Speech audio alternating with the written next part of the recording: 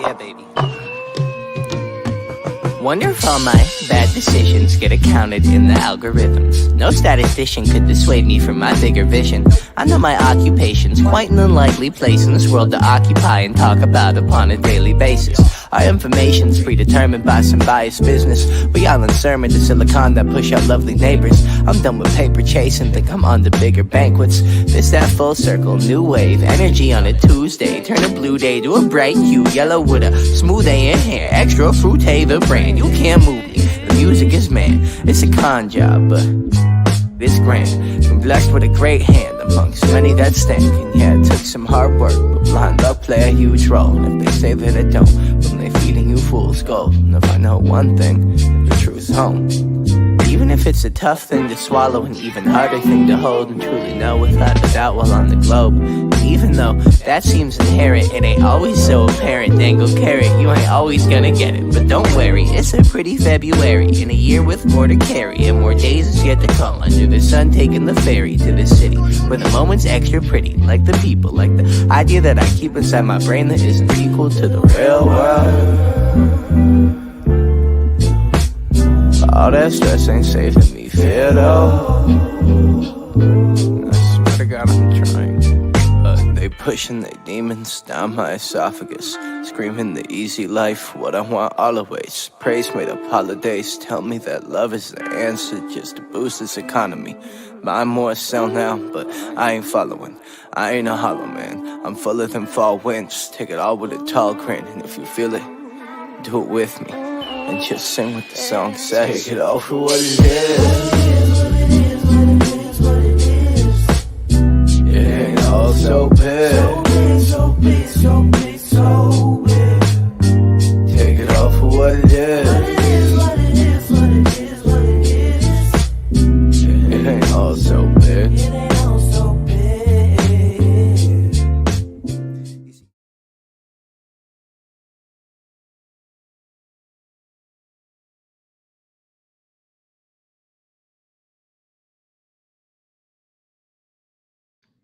Hello, hello, hello. Hey everyone, it's me, SB. Dearly beloved. Listen, guys, y'all know what tonight is. It's Monday night. I don't have the other half of my dynamic duo, but I do have someone that is definitely going to give you all a good show. You all may know him by the name of Bruiser. So let's go ahead and bring him up. Hey, sir. Hey, how's it going, ma'am? How you doing? I'm doing good, good, good. Oh, yeah, I'm Bruiser. Hopefully, but maybe not. But hopefully, most of the people that are here or that will be here tonight will be familiar with you. But just in case some of those that are not, I want you to go ahead and just tell us a little bit about yourself because you are definitely over on Instagram doing your thing and you have a YouTube presence. But I don't know if I've seen you on TikTok or not. Have you been there?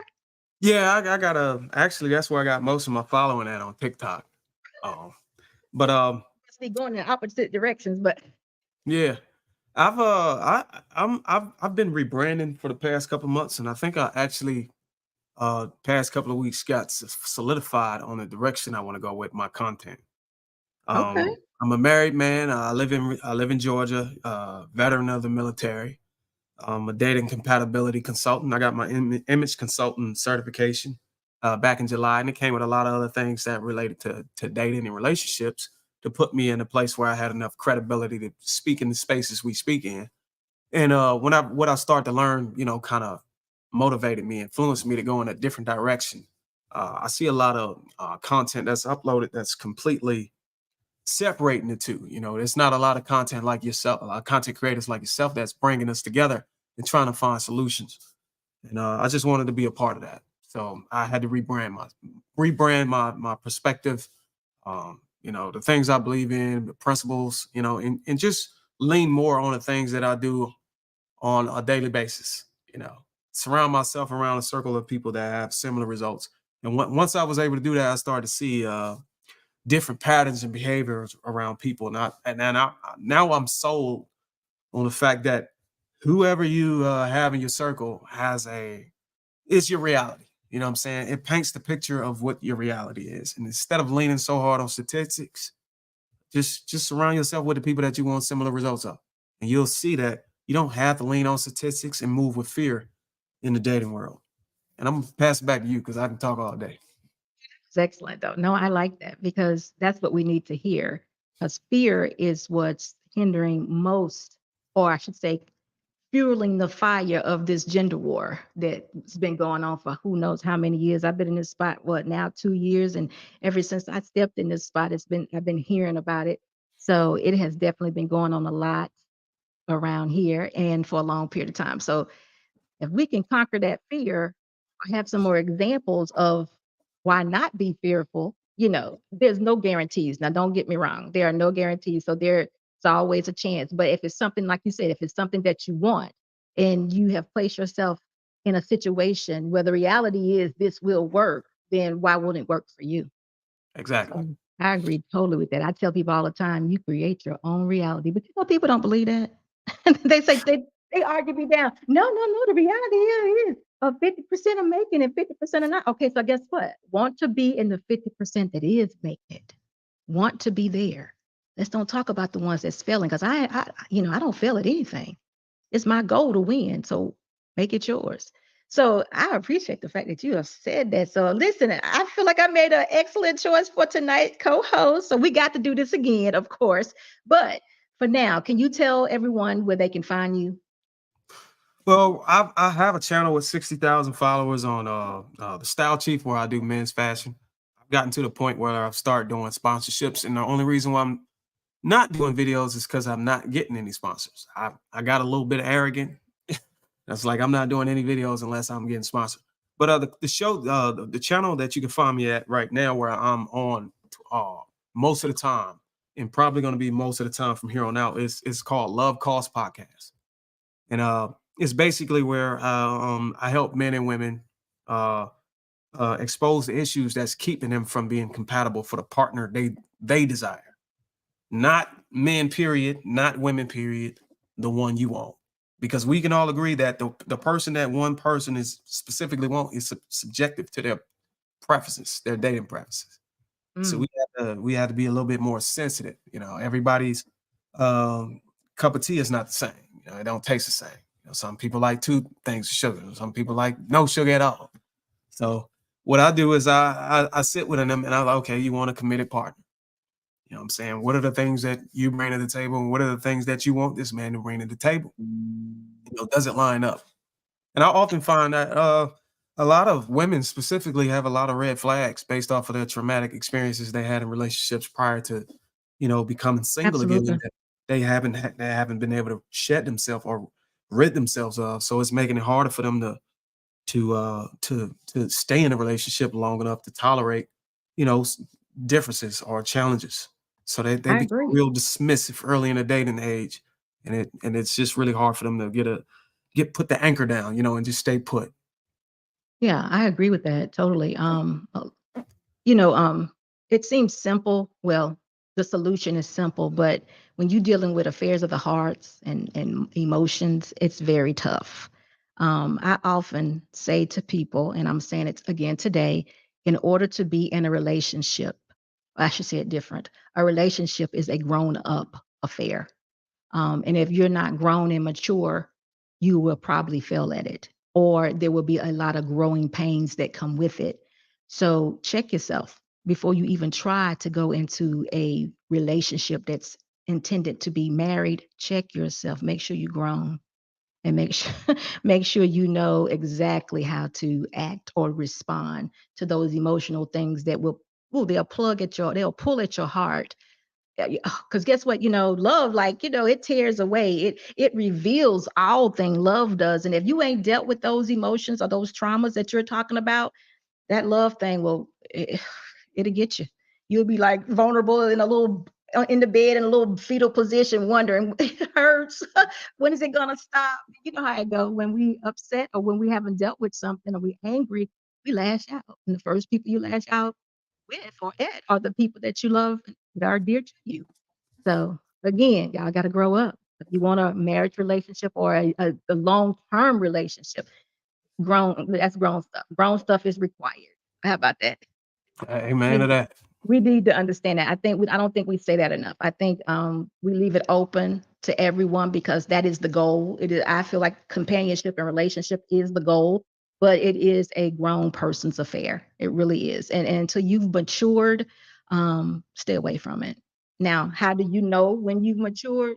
Is when you can handle. I got one better.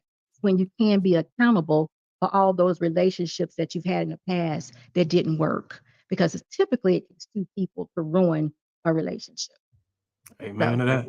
that's when you know when you can be accountable for what you've done because we're looking for correction and we want to be the best versions of ourselves to give to someone else.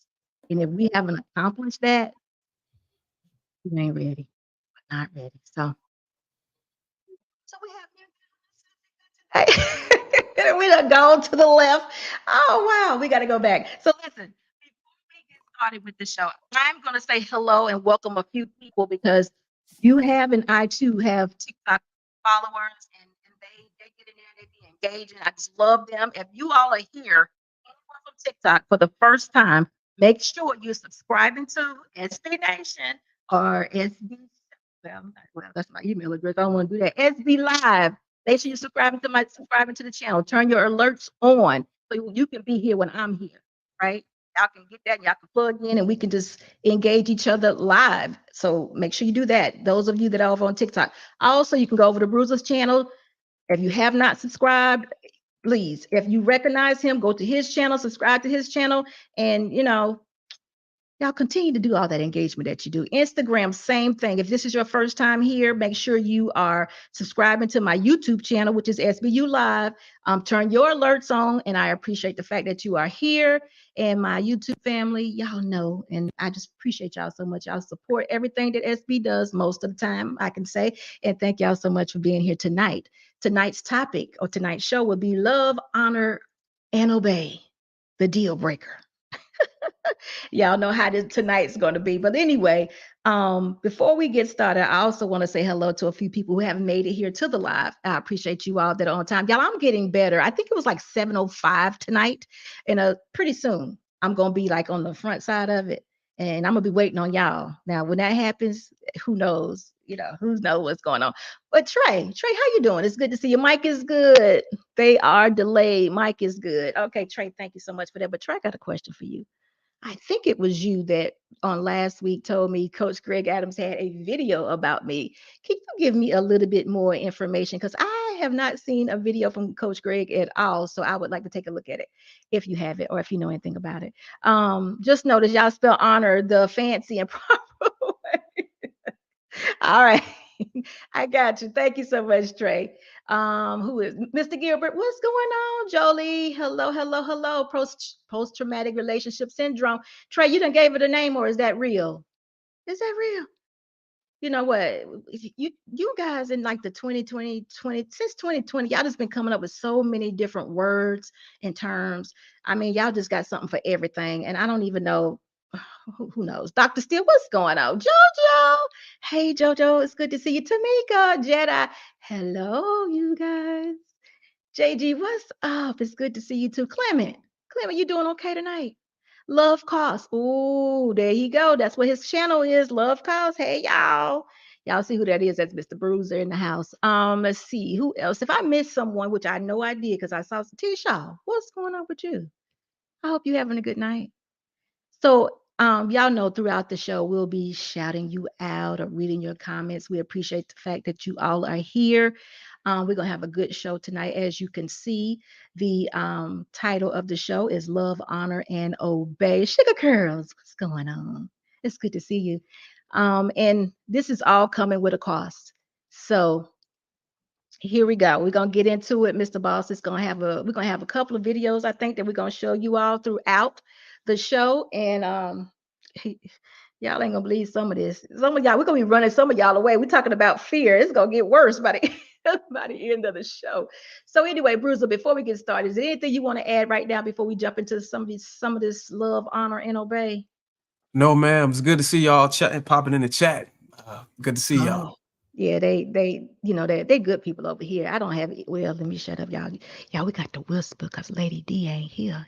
We talk too loud, she might hear us. Y'all know what I'm talking about. Anyway, so love, honor, and obey. So, Bruiser, when you hear that, what are your thoughts? Your first thoughts? Love, honor, and obey. When I hear those, what I hear and what I get a sense of is, sacrifice, discipline, and just uh, staying focused on the end game, the bottom line. Hmm, I like that. So when I hear love, honor, and obey, I think of vows. I think of the vows that we take when we're standing up there and we're getting ready to get married and we're like giving our lives as a woman, we're giving our lives over to these men. And it's like, oh, take me, love me. You already honored me. You're giving me your last name, and I promise to obey you. That's how it is. Listen, I got to tell everyone, if I haven't said this already, I know I have, but I'm going to say it again.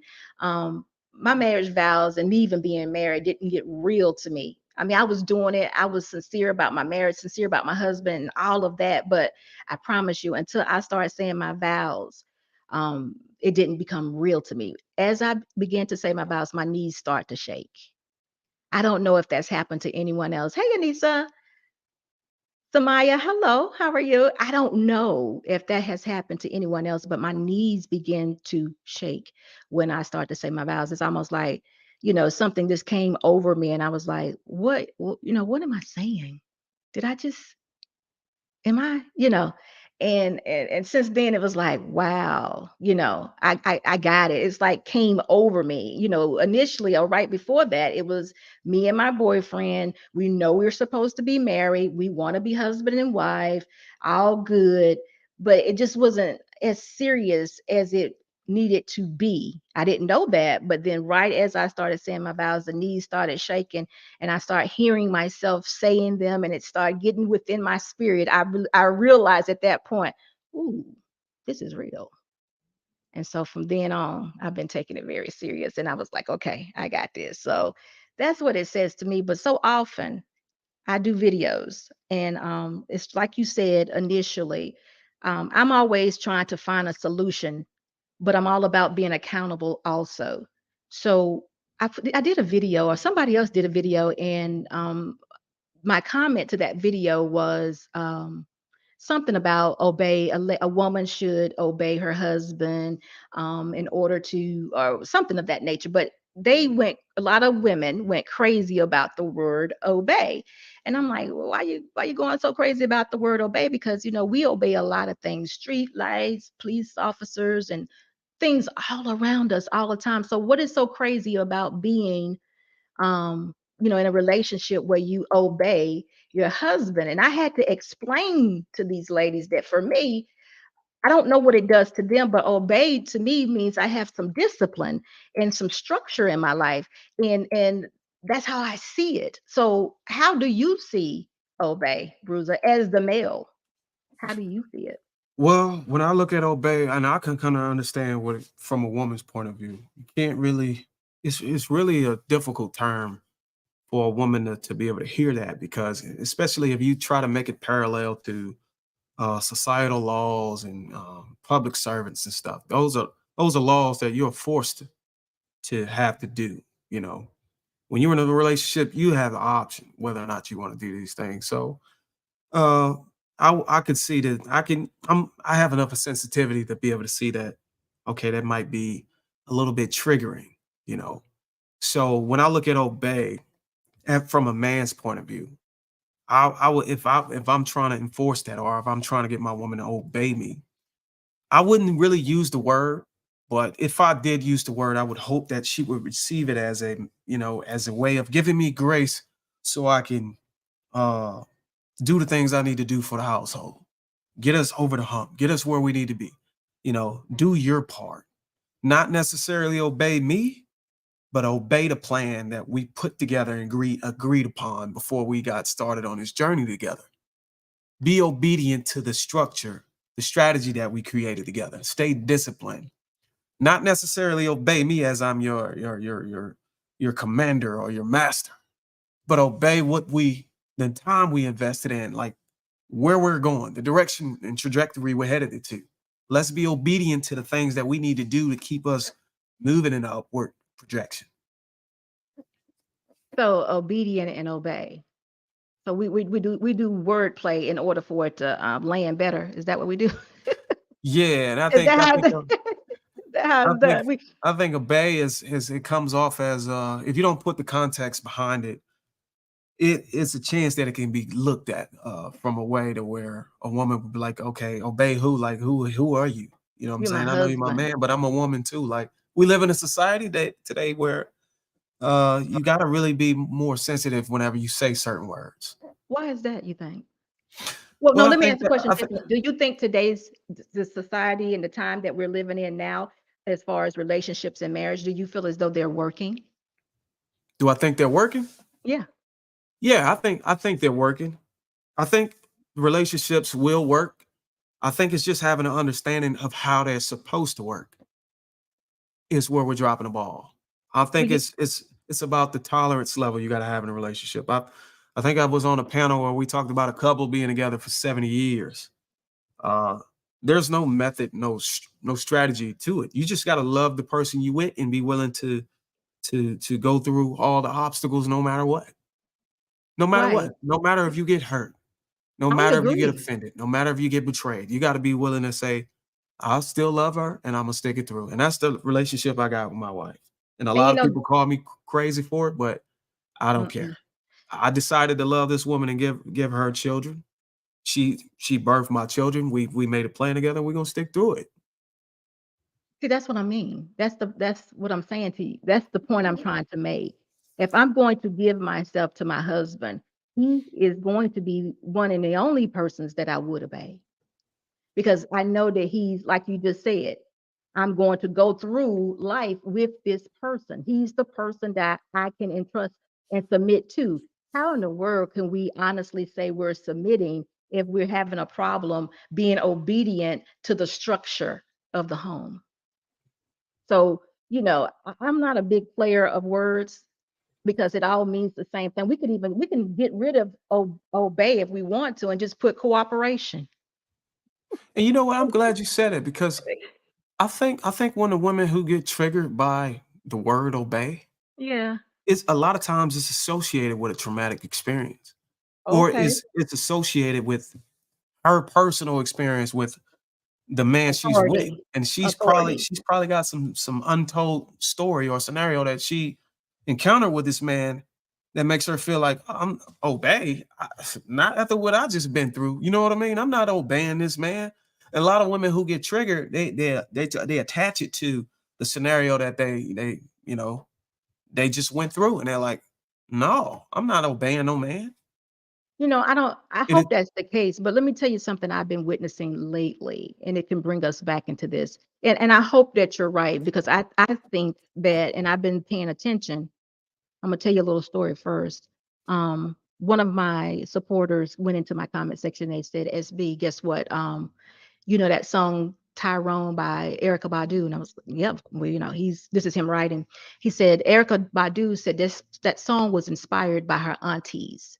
What they did is they sit up all day and they constantly talked about men and their experiences with men, how negative and what the man wasn't gonna do, and this, and this. So after hearing this all day for some time, I don't know how long of a time, she decided to do that song, and they just went and did it, and that's what came out of it. She never experienced Tyrone. It was all made up due to something else that someone else was saying or going through or what have you. And I Googled it because I was like, are you serious? So I Googled it, and he told the absolute truth. She said it. She told the whole story about how Tyrone came about. And then they went into a studio and of course recorded it, and you know. that's So dope. I never thought that. yeah, I know. See, isn't it something? And see, that's Yeah. why I'm going back to what you just said, because um we got to just be honest.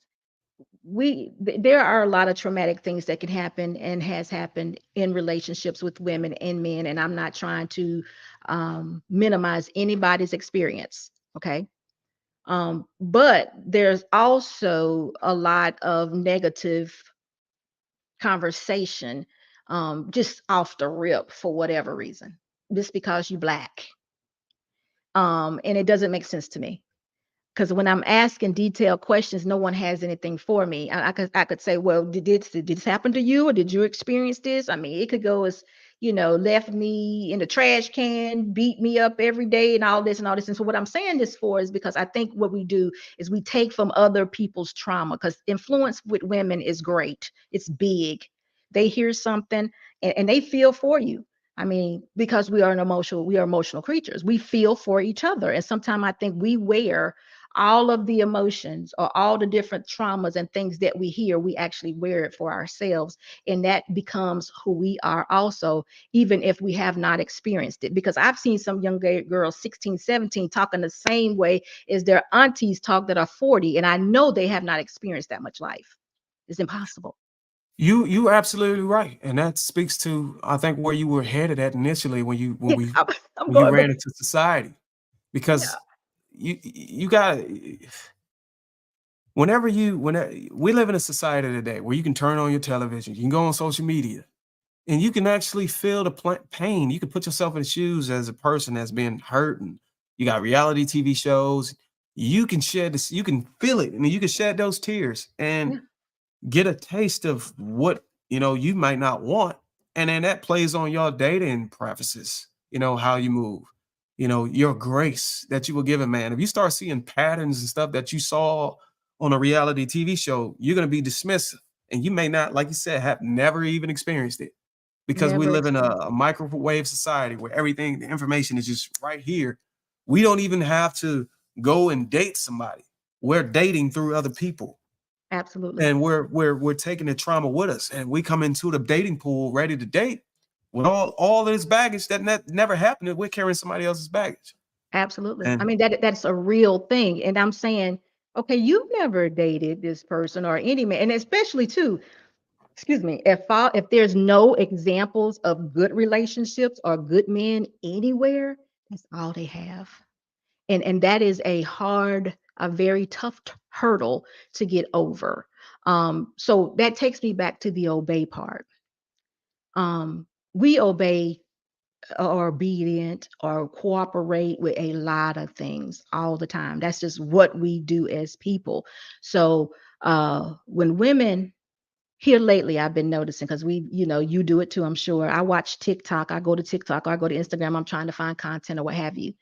And I also watch police activity all the time because of the business that I'm in, police stuff and guns and weapons and things of that nature. That excites me, y'all. Driving fast and all that. It excites me. So I like to watch these type of things. So I've been noticing that there is somewhat of a trend lately with young ladies, and I'm judging the age somewhere between 20 and 30, where these young ladies will be caught in wrongdoings. For example, they may have gone into Walmart and shoplift, right? Or they may have expired or suspended plates, or what do you call it? Expired plates on their car, whatever. But either way, the police had to engage them for whatever reason.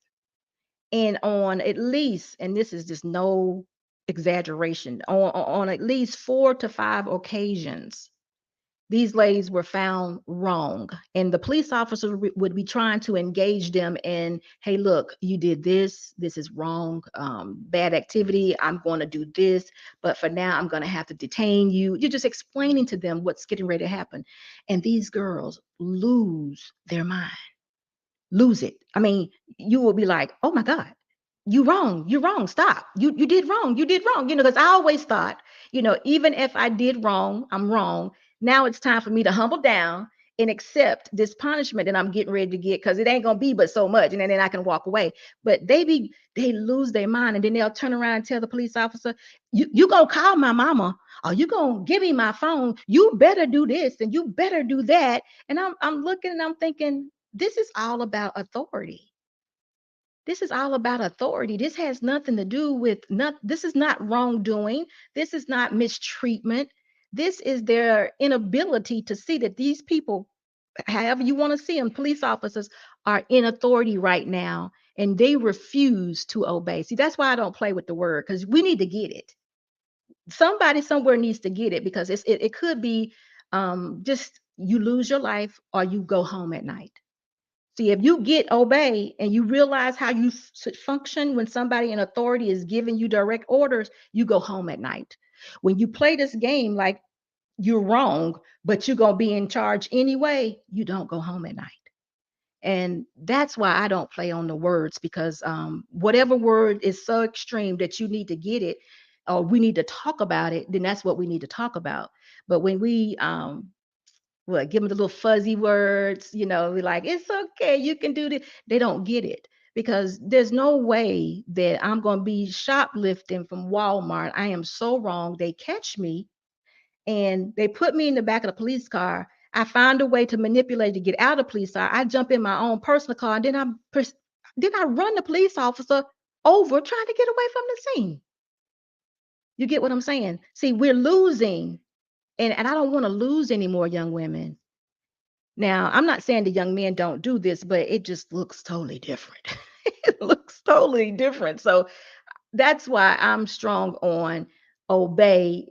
This is what it is. And you need to get in your mind that there are some people that we just have to answer to, and we answer to them because they either protect us, or we are, they have the best information for us. You can put it any way you want to. Police officers are there to protect us. Yeah, we did wrong. Now we have to answer the wrong, but they're still there to protect us. Your husband, the person that you love and trust, when you give your body to at night or during the day or whenever, you giving him everything. You're submitting to him. You're obeying him despite. It's okay. It's okay. You don't have to have an ego with your husband, because you all are becoming one. It's okay.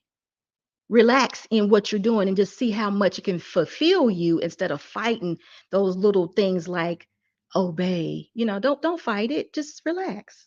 Just relax. It could be okay. You can still win in the end, but you got to let that ego go. And that's just a major thing that I'm seeing with women now. And it's detrimental to us that we have this, because again, especially in the cases where the young ladies find themselves going back and forth with the police officers, we often don't make it home. And I'm sitting watching these videos and I'm thinking, what just happened? Why did she have to get shot? Why? You're just asking yourself, how did this get from a tent ticket to her? It's amazing to me. And I'm just, I'm not used to women being that aggressive, I suppose, or that, I don't even know if aggressive is the word, that out of control, I guess. Usually when I'm in my 20s and 30s, between 20 and 30, I was really fearful. We were all kind of fearful. We didn't do certain things because we didn't want to end up certain places. So I just don't see that right now. So I guess that's why I'm kind of straight to the point when I'm talking about certain things. So I don't know. What do you think about that? Brutally honest, huh? I don't want to be brutal, but I don't want anybody to walk away thinking it's okay. You know, because don't be married. Don't get into these relationships. If I don't trust Mr. Boss, I shouldn't be with him. If I gotta think that this man is some kind of way gonna hurt me, or I can't relax and submit to him, then I should not marry him. I just can't do it, because I can't be who I need to be as a wife, thinking in the back of my mind that he has ill intentions. So what do I do? So that's just I just think for so many years, Bruiser, we've been doing marriage, we've been doing it wrong. We just been missing the whole relationship of it. How it can be good. It's been all duty. There's duty there, but I want it to be good also. So if we can get to a place where it's good and we're fulfilled in it, why not? I think it's an issue with transparency. I think we don't, when we look at marriage, when we look at other people's successful marriage or people who's actually thriving, we don't get to see the challenges. A lot of people who are married, they don't really want to let you see them in the trenches, the struggle, because I can understand you want to protect your privacy. You don't want to be judged.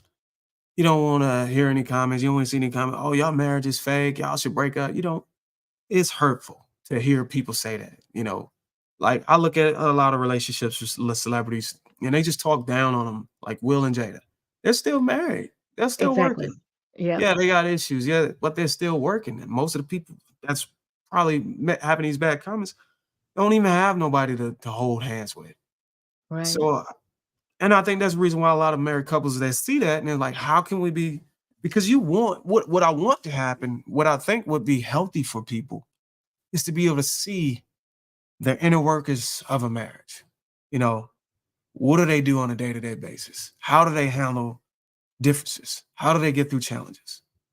Arguing, the nasty parts, all that needs to be seen so people can be like, okay, I thought marriage was what was this beautiful thing, but it turns out it's not really all that.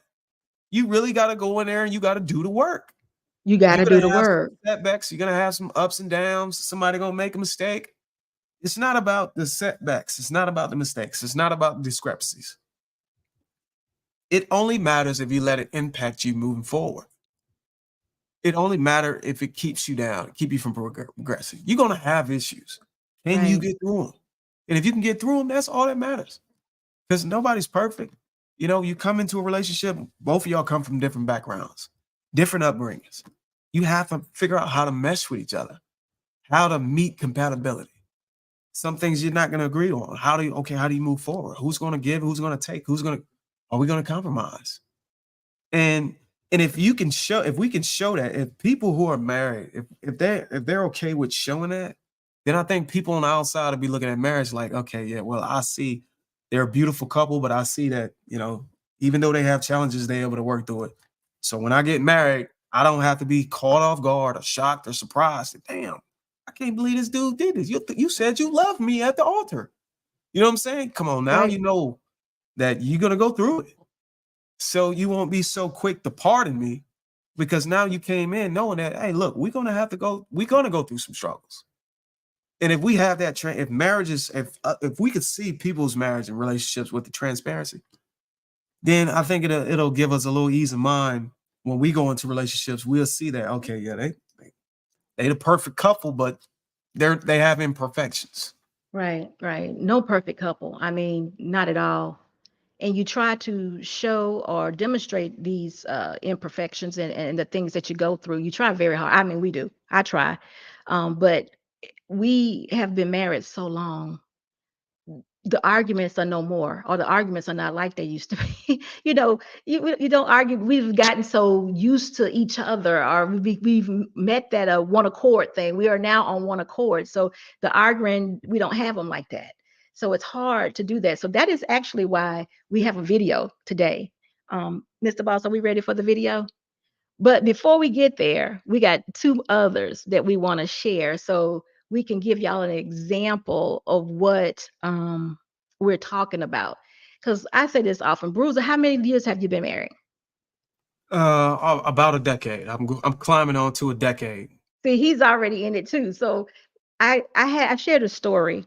I've shared it several times, but back when me and Mr. Boss was either around 2 or 3 years in, I got mad one day about something, and I cannot even remember because y'all, that would have been 26 years ago.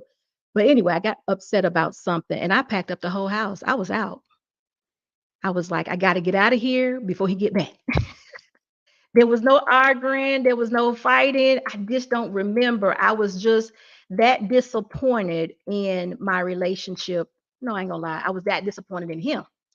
So I packed up the whole house. I was like, I'm out. My dad and my brother-in-law came over. They hurry up. We packed it up, but we could not. He beat us. He came home before we were done. I had only been married like 2 or 3 years, so we didn't have a lot. So he was like, "What is going on? What are you doing? Why are you doing this?" I was just like, I cannot do this. And the only thing I can remember is it was something about it wasn't about this, but what his takeaway was, it was about a dress. His takeaway was he didn't buy the dress because he said to himself, I will buy the dress.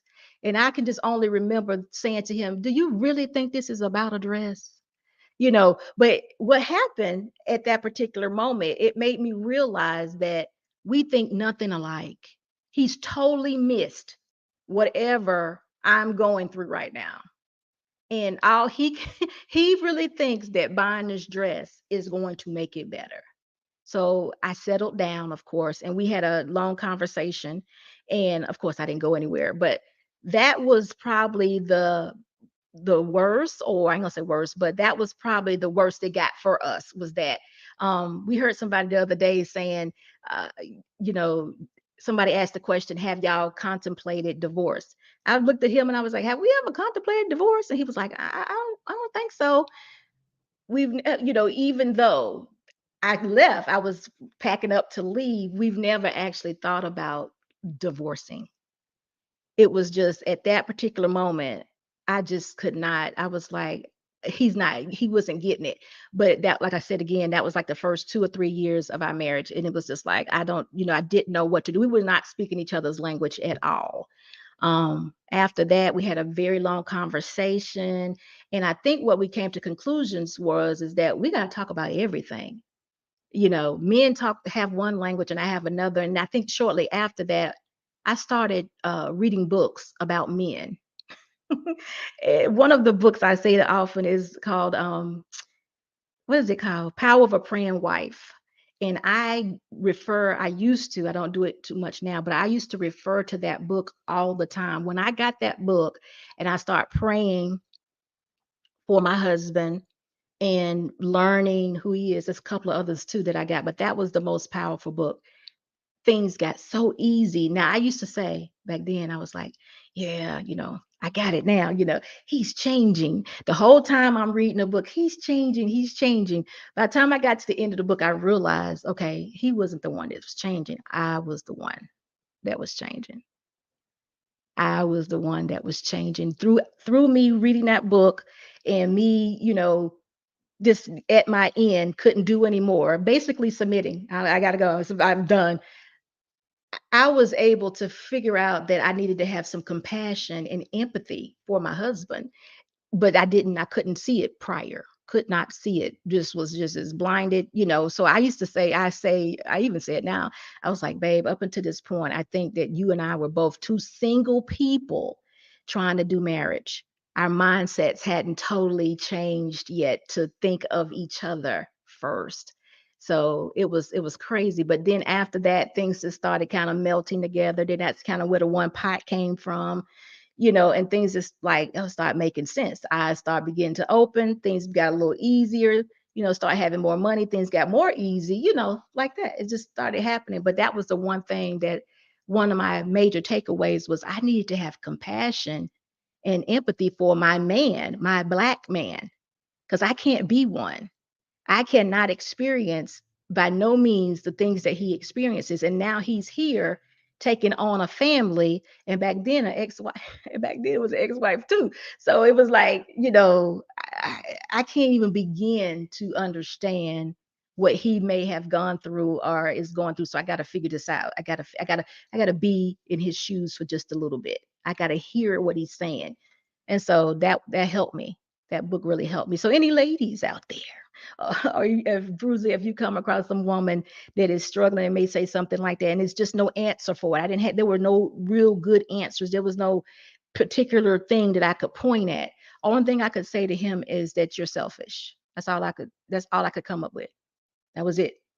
Now he hadn't done anything, but all he could come up with was, I'll buy the dress. So it was the craziest. But anyway, we got past it and it's been a long time ago. But that is an awesome book. It's called Power of a Praying Wife. I know if T-Shaw here is with me tonight, she absolutely knows it. Hey, Bethany. Hey, Bomb Cherry. Hello. How are you? They have been here with me a while, so they have heard me say this a very, very long time.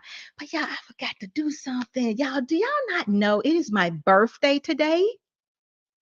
Happy birthday. I am off. Most people start that way, right? But it is my birthday. I've had an outstanding weekend. Mr. Boss has been great. And, I feel like it was all weekend. So I guess that's why I kind of forgot it was actually today. But my birthday is actually today. Outstanding. But thank y'all so much for being here. Miss Renata, Bomb Cherry, it's good to see you. If it's anybody else that I miss, y'all forgive me. Jolie Howards. Okay, so listen, we got a couple of videos that we're going to play. And then we're going to talk about this thing. And it's going to all make sense in the end, hopefully. Here we go. The difference between these two women. For better, For better, for worse, for worse, for richer, for richer, for poor. or poorer. We hit that snag about 20 times in counseling. Bria made it very clear to Jonathan, you cannot be broke in sickness In sickness and in health. and in health. To love, To love, cherish, cherish. and to obey. We didn't talk about that one in counseling. We did talk about that in counseling. Yes, we did. So you want me to repeat that again? You want to just keep going? I think we can keep going. All right. I'll forever submit to you, Miles. I'll forever respect you, Miles. I'll forever honor you, Miles, as the head of our home. In heaven, they hear. On earth, I declare and decree, I shall be a submissive wife unto you. I don't know about you, but I know which one I'm willing to give my life for. Oh, so y'all heard that, right? So, Bruce, you see why you got to be to the point sometimes. I'm not saying the young lady was an extreme, but you felt something from her. I felt something from that young lady from that other country. I really, really did. The other young woman, I was glad that she was there. She was getting married, but I didn't feel as though she was taking it serious. I really didn't think that she felt this was a serious situation that she was entering into. That scares me. I think she was serious. I think that she was showing how she truly felt. Whenever they mentioned broke, that's her serious reaction. She looks from the looks of it, she's not willing to be in it Mm. and a poor situation. And that speaks to Western culture. I agree with that. I don't think anybody plans to be broke. I can agree with that. Far Yeah, as but that, the planning of it. I can understand it. You know what I'm saying? You get in a relationship, you get married to a man, and a man is supposed to, he's pretty much telling you, hey, this is what I'm offering you, you know, for your hand in marriage. I'm going to make sure that you're provided for. And then you get to the altar, and then there's a vow that's saying, hey, look, we want you to stay with this man, even if he's not able to provide for you. Mhm. It's a contradiction. So I can understand how the woman felt. Now, the obedient part, we touched on that. Mhm. She clearly associated that with it's in the back of her mind. I don't know what part of the brain it is, but it's an experience she went through where that term or submission was associated with a negative experience in her life. And when she heard it again, she doesn't know how to reassociate the term with a positive or potentially positive experience. So she's going to carry that. And she said, we didn't talk about this in counseling. She probably should have went to therapy. Yeah. But you Because know I could what? see a lot of I didn't go to therapy in her. But didn't the pastor say, yes, we did? He Yeah, did. he did. Yeah. See, to me, that's what made it a game.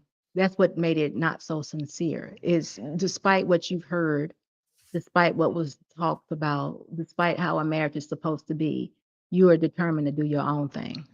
That's what makes it not sincere to me, because I just see marriage as a really big deal, and those things that they mention, or those things that she those are deal breakers, but they don't have to be. They don't have to be. But who makes the Um, determination on whether or not the deal breaker has to be or doesn't have to? but she The did. individual. She did. That's what I said. She did. That's the point I'm making. Why, if we know going in that we have things that are deal breakers, why go in? Well, you want to give it a shot. You want to have children. You want to put them in the best optimized position, regardless of the things that you might not be comfortable doing. And a lot of women in these days are taking sacrifices. Men are putting these women through the brink. No, And I they're agree with still willing to that. get out here and make the sacrifice. And I cannot understand it. Like when a woman says, me personally, let me just use my own example because I don't want to try to. So if I tell my woman, my girlfriend, hey, look, I want to marry you. I'm going to give you this. I'm going to offer this. And this is what I want in exchange. And you tell me, hey, this is what I'm going to give you in exchange for those things. Those things are lucrative. I want to do that. I'm going to provide for you. I'm going to make sure you ain't never got to do this or whatever. And then I don't show up. She has all validation and justification to part ways if my offer isn't solidified. And I do the same. And I believe in that. You know what I'm saying? I understand that it's not the traditional way is to no matter what, thick through thin. But the choice is on the individual. And the individual has never given up their right. They always reserve their right in a relationship, whether or not they want to stick it through or they don't want to tolerate it no more. And that's the life we live with. And if you either get down or if you either get with the terms or it's just not for you. And for me, if I ever I made sure I was determined everything that I did every day, day in and day out, to just make sure that I showed up where I'm supposed to show up. Right. And my offer was complete that I promised my wife in the beginning. And I had it in my mind. If I didn't do this and she decided to leave, I gotta be okay with those terms. Absolutely. I can't sit here and cry about it. Oh, you supposed to be submissive and you supposed to be with me from death do us part. It doesn't work like that no more. Well, it's not that it doesn't work like that. I think what is not being said is I stand behind the people who stand behind the marriage, meaning, just like you said, I'm not talking about something happening because things will happen. I'm not talking about perfection because nobody's perfect. But I'm saying, just like you said, I showed up every day being that man I was supposed to be. Excuse me. I'm going to give 100% to that man. That doesn't mean that man is perfect, but I'm going to give that 100%. I'm not going to go in where, as long as you do this, I'm going to do this, because if his intentions and our beliefs are one and the same, that we're both going to give this 100%, I'm in it 100%. I'm in it totally 100%, because if something happens, I'll know that this person still had intentions on doing the right thing, or this person loves me just that much. But before you say anything, let's do these super chats. Mr. Gilbert, thank you so much for your $5 super chat. He says, for Bruiser and the family. Again, thank you so much for your $5 super chat. He says, SBU and Mr. Boss, thank you. And Love and Cause Bruiser, thank you so much. Happy birthday, sis. Thank you so much for that. No, you know what? Let me see if Mr. Boss has it, but the $50 gets the money line. I'm gonna run it every time. Give me mine. Throwing up, need no reply. Money line. I'm gonna run it every time. Give me mine. Throwing up, need no reply. Yeah. Oh, that's dope. Absolutely. Thank you so much, Bruiser, for your $50 super chat. But yeah, Bruiser, I agree with what you're saying, because again, I'm dealing with people. I'm only talking to people. I know I maybe should be encompassing everybody per se, but I only talk to people who have those intentions on being married for life. I don't, I hate to say this, but I don't talk or speak the trash.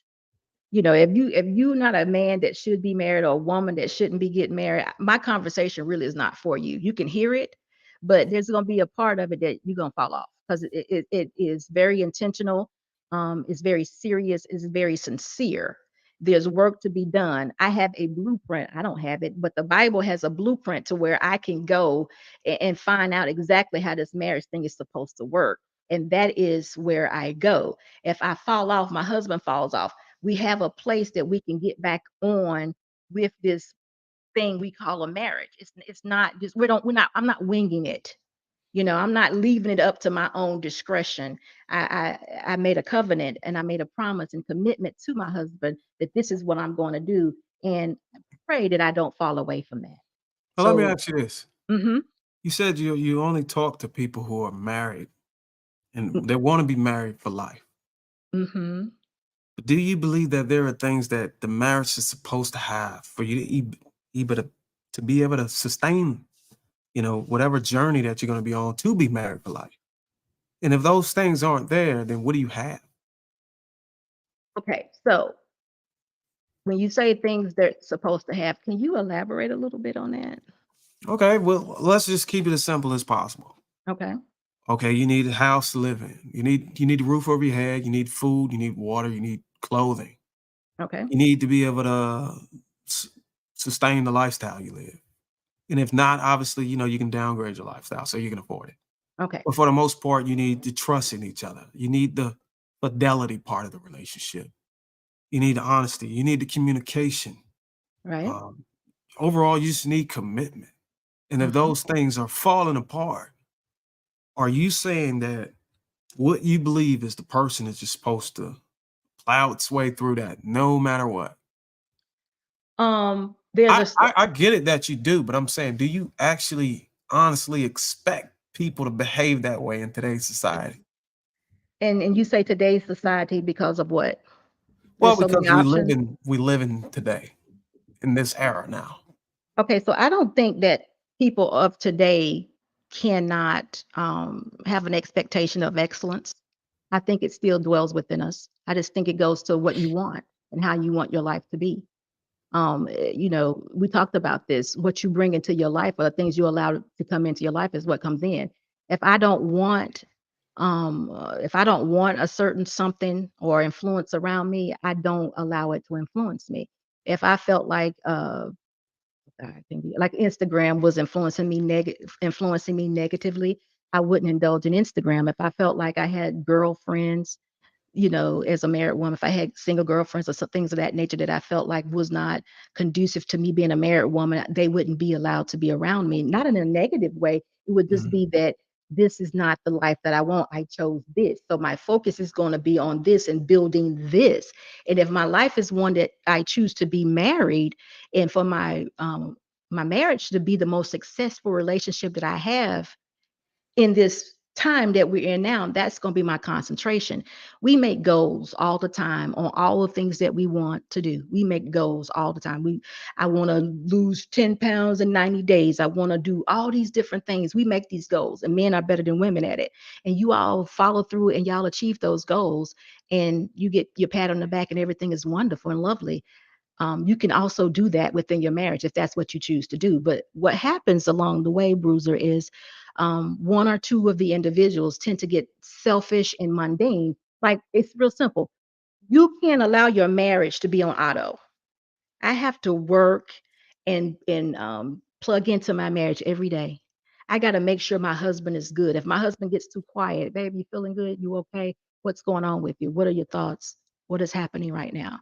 But that still don't make them perfect, right? Same thing for me. If I'm doing something that I'm not that I don't normally do, we have to check in. We have to fly this plane ourselves. We can't just let today's time fly this plane. We have to be pilot, co-pilot in here driving it.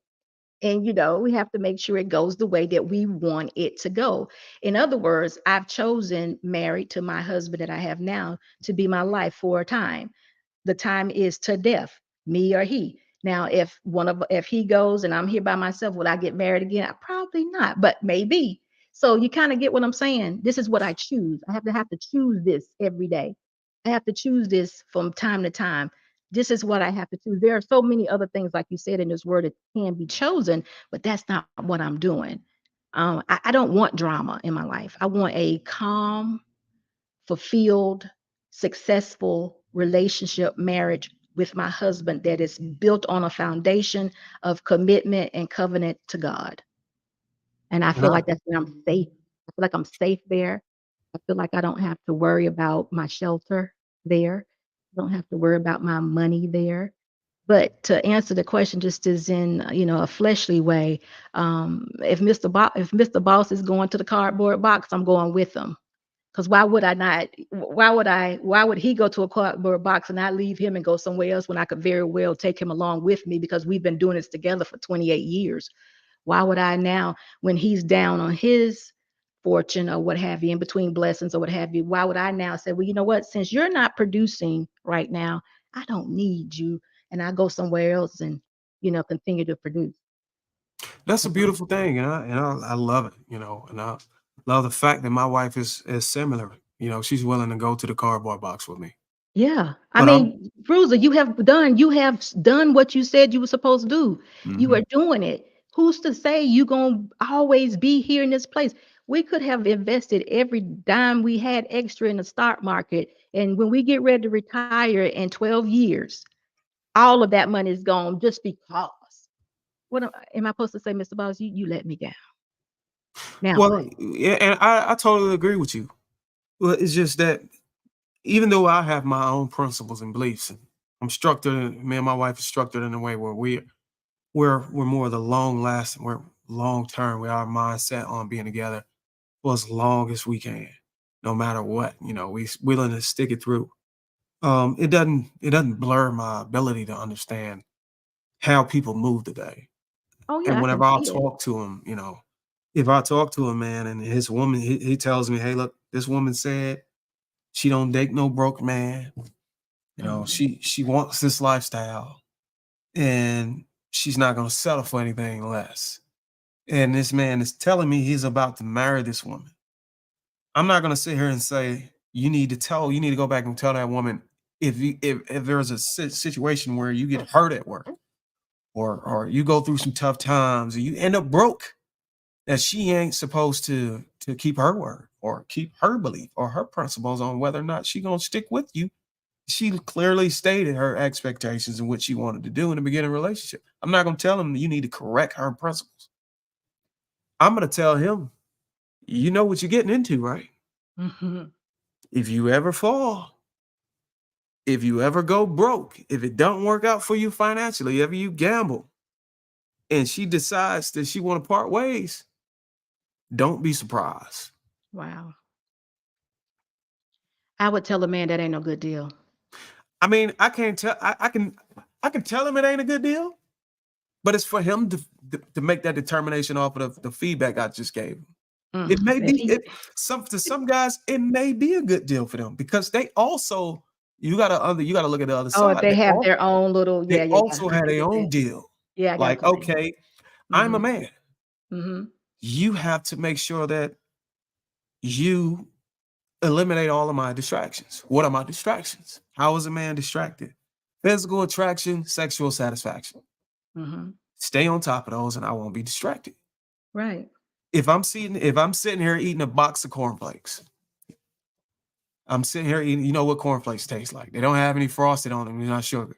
And I got 100 boxes of frosted flakes sitting around me. How long will it take before I start saying, I want some frosted flakes?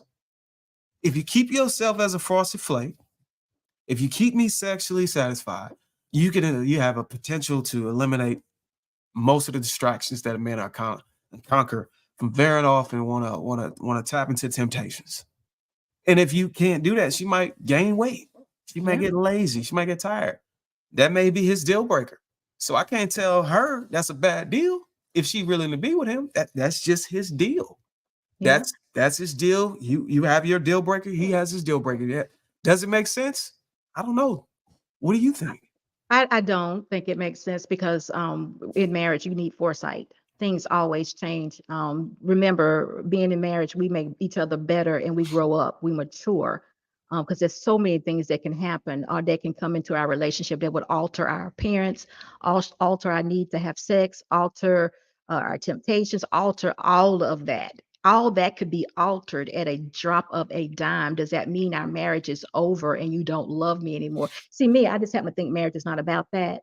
That is like a plus of marriage, sex and being intimate. I just think that's like a plus plus. And that's one thing, that's a huge part of being a wife is being submissive and being intimate and being, the manager of a home and being respectful.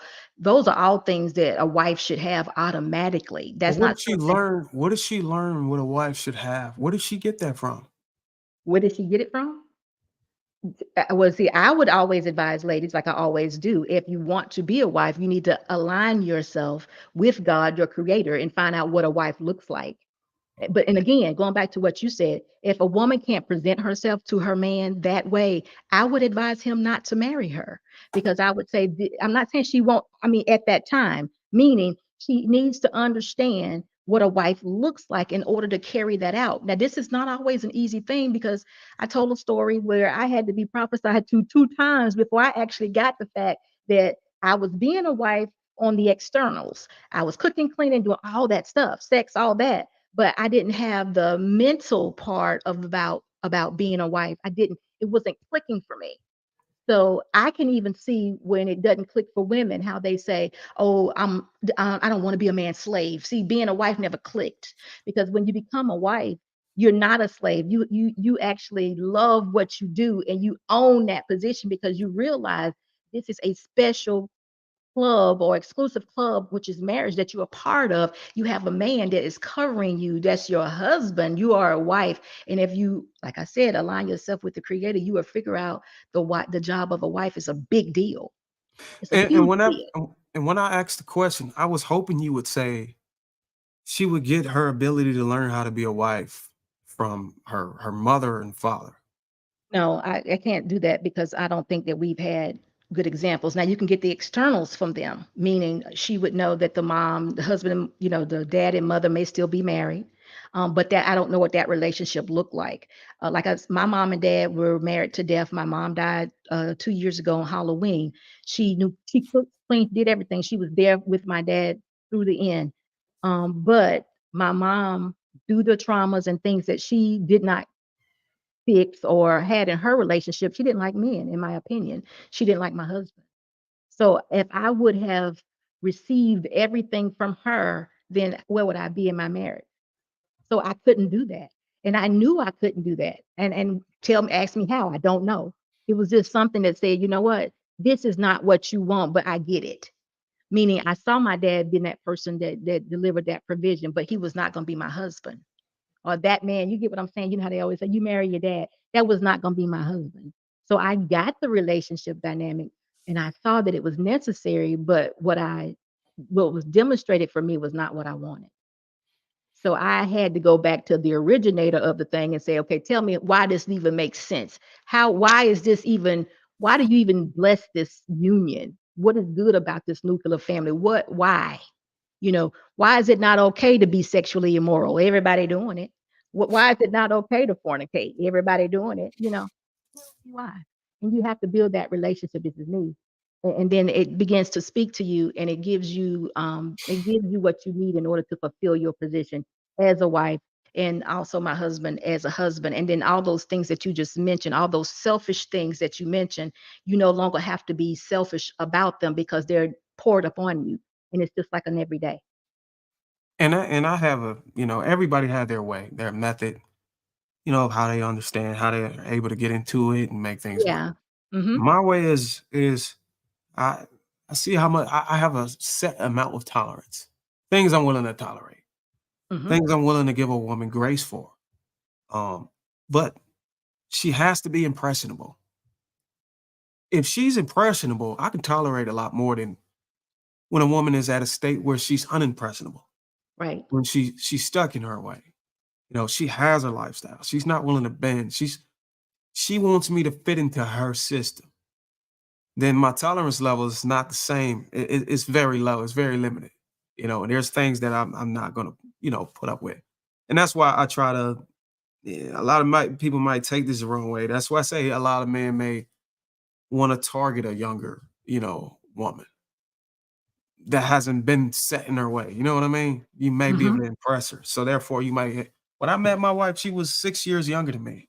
Mm. She would party. What I'm saying, she had a lot of friends around her that may not compliment what we wanted, the direction we was going to. We had to cut some people off. I had friends too that I had Mm-hmm. to cut off. So because she was a lot younger and I saw where she came from. I saw that she came from a representation of a marriage. She had a mother and a father still in her life, still married for 30 years, similar to you. Mm-hmm. I knew that I could give her a lot of grace. I knew that she was impressionable, you know, versus somebody who's not, who's sold already. They done been through the brink. They done been in and out of relationships. They can no longer adapt to a new mindset and mentality, embrace a new thought or principle, Yep. for the sake of, holding on to a relationship. They're at the breaking point. So every time that they recognize a behavior that they already experienced in a negative way, they're cutting sling low. What do they call it in the church? I don't know. So actually, I think they call that in the military. I'm sorry, got stuff mixed up. But yeah, so I know that these men are willing to tolerate. I mean, we live in a society where these women they're coming into the dating pool with all this trauma. Yep. And you got to have some type of tolerance, or otherwise you're going to disqualify every woman. Yep. Every woman is not going to qualify for you if you have these strict standards. I get it. I understand you want this perfect They woman. You're willing to go liars, and get a bro. They passport. liars. You're willing They to get a liars, passport. bro. They No, you know liars. what? I don't think that that's necessary. I'm kind of like what you're I say you say adjust. What word did you just use? Adjustable? No, you didn't say adjust. They really Adopt. adopt. Adapt. Adapt is the actual word. Yeah, women do adapt to men.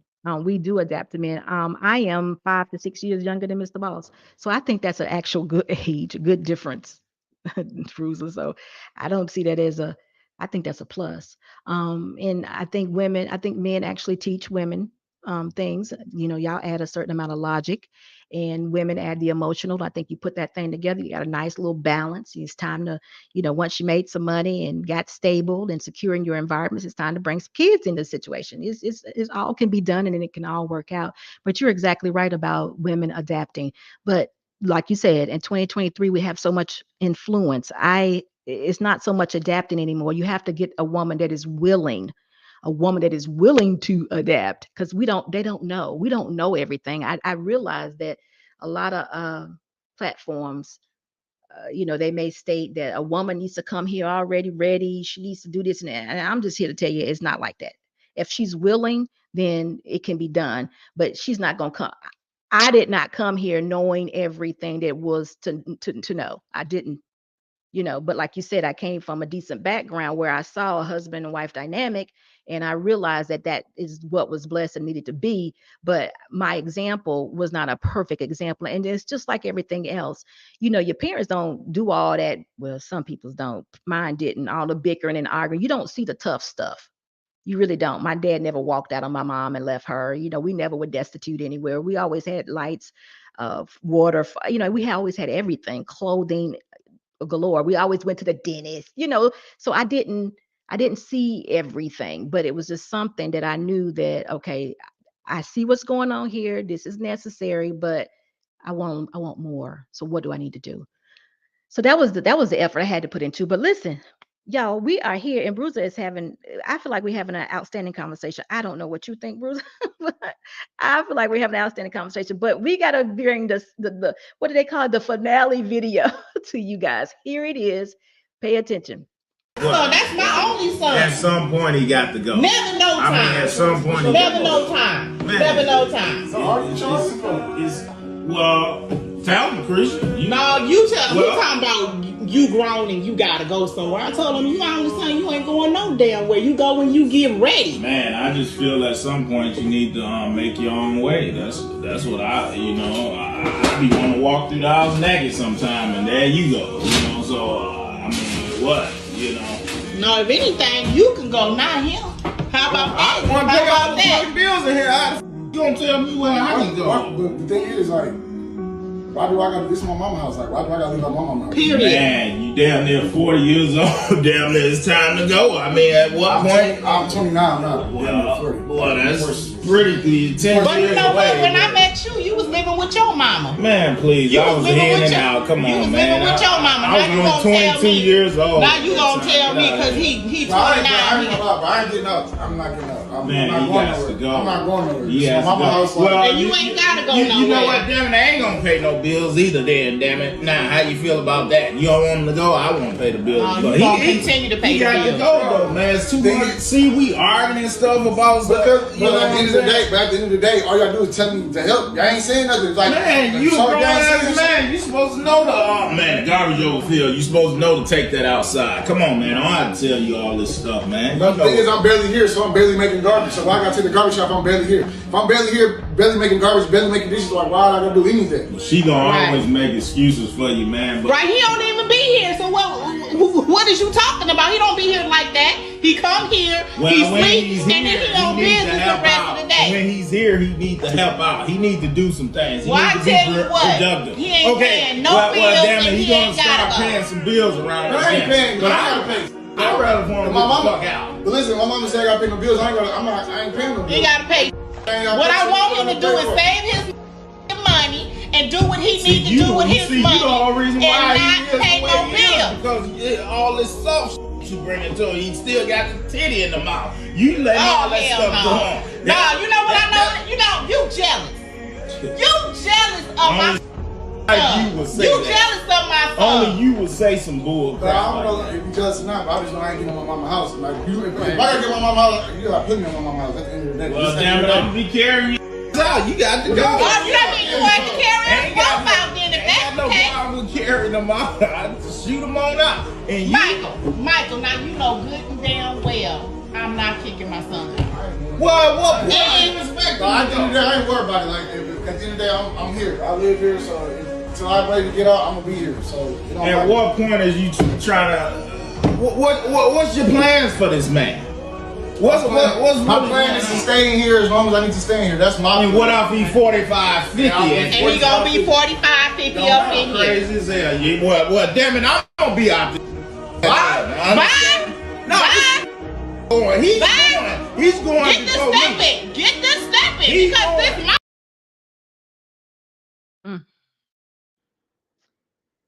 So I know you all heard that. And Bruiser, we're going to go straight to you. What do you think about this interaction that mom had with her husband and her son? And now he said during their 40, but I thought I heard 29. So if he's making 29 during their 40, then I don't know. But I think the young man is right at about 29 years old. So what do you think about this?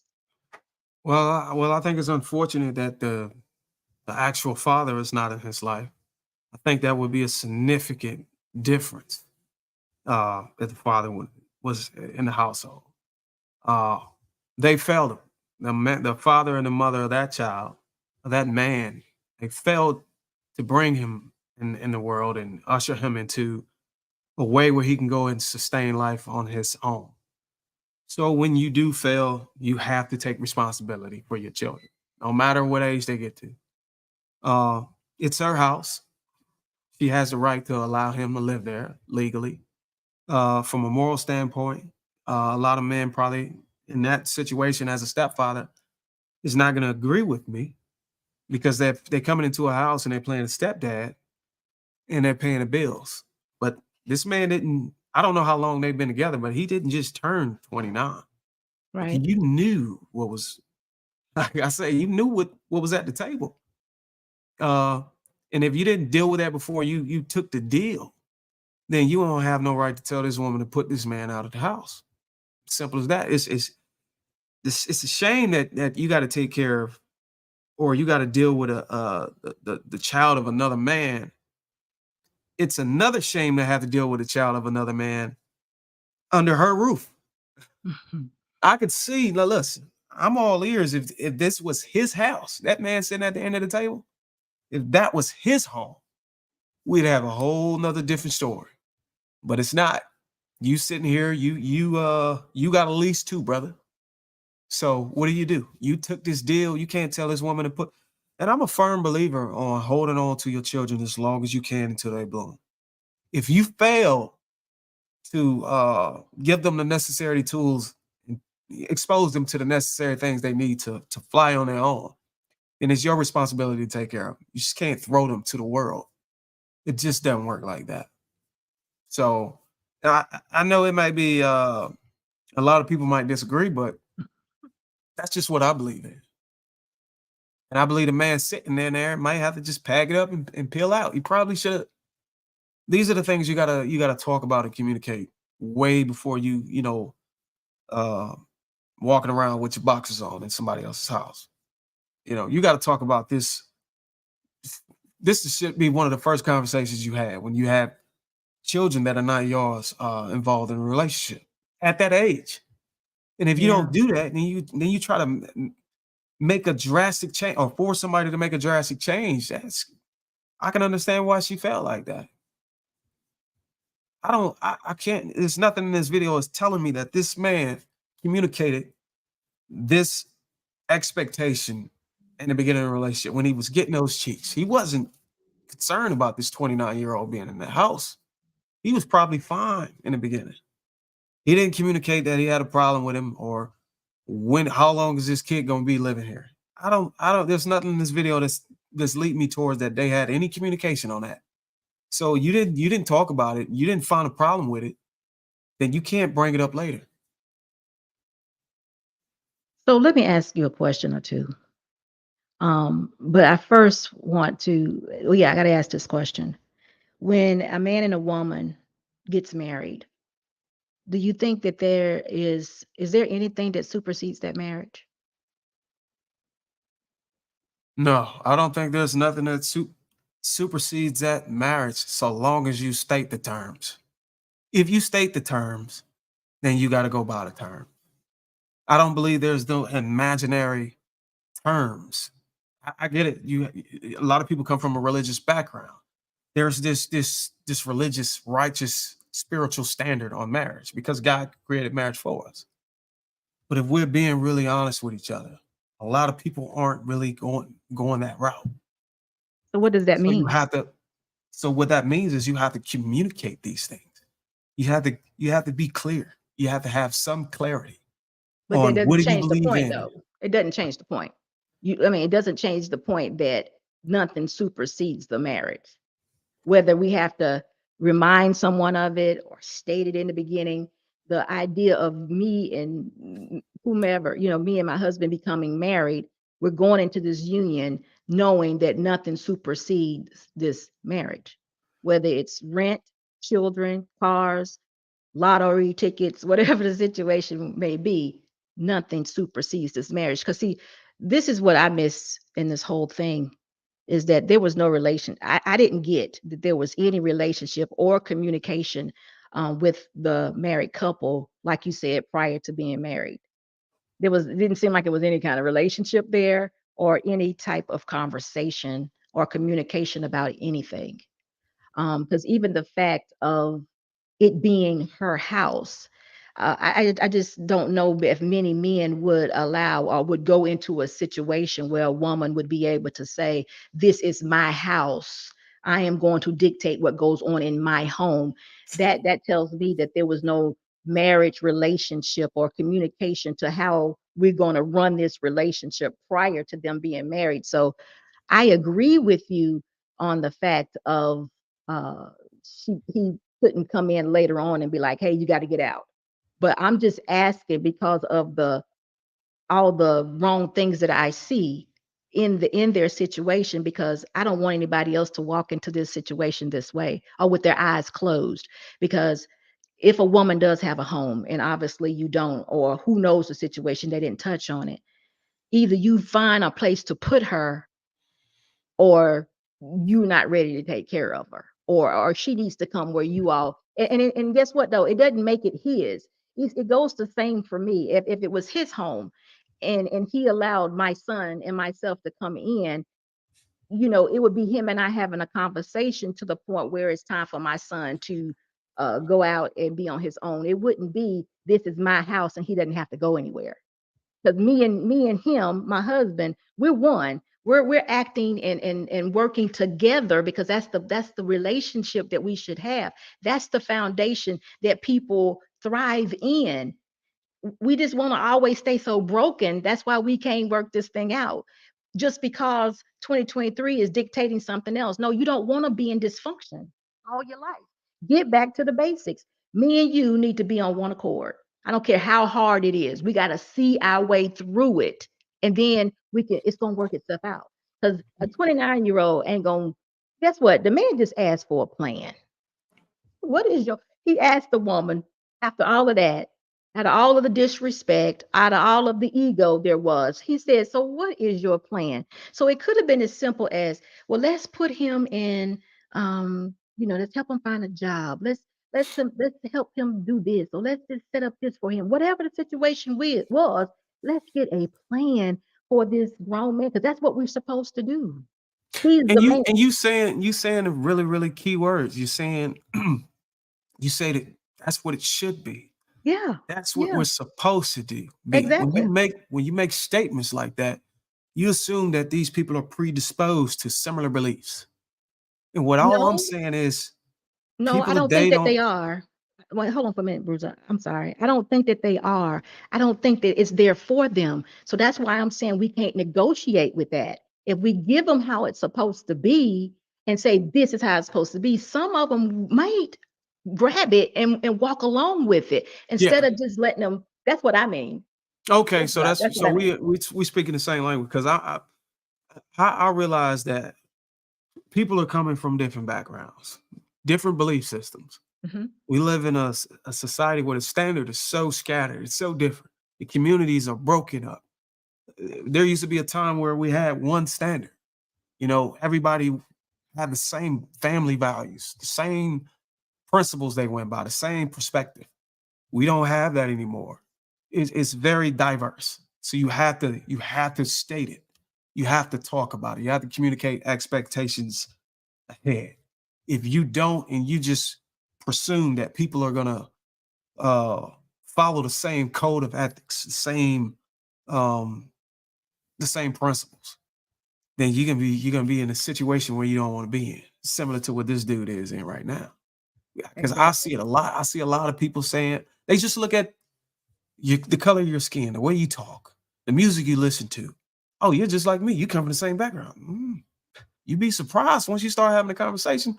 Y'all come from a totally different background. Y'all might be black Americans, but y'all household and what y'all believe and the parenting style, all those things are different. You're gonna have to really have to come down and say, look, where are we compatible at? Right. Can we make this work?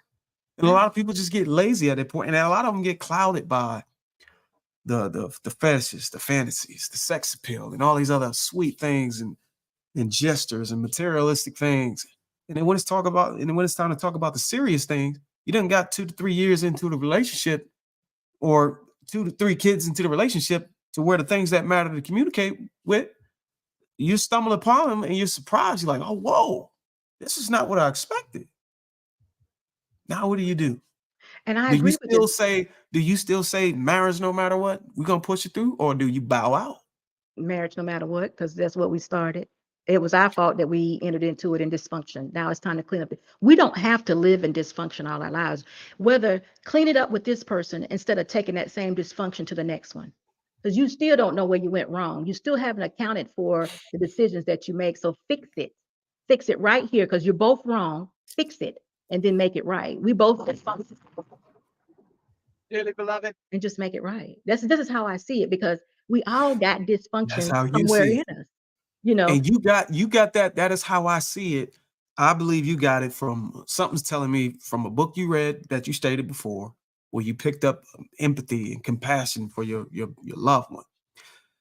We have to understand that a lot of women and men are not doing that. I They're agree. just simply bowing out. They're frustrated, that they're hurt. Uh, the circle of friends around them are not pushing them to stay in it. Yeah, I done had friends and family members tell me to vacate so many times based off of scenarios. In my very first marriage, I just said, the next go around, I'm not talking about none of this stuff to them. You know what I'm saying? I'm gonna deal with it myself. I'm gonna Right, talk to people who are married. I'm not gonna talk to my single friends that want to go to Dubai every summer. right. You know, you gotta really know your personnel that's around you, who you're gonna bring things to.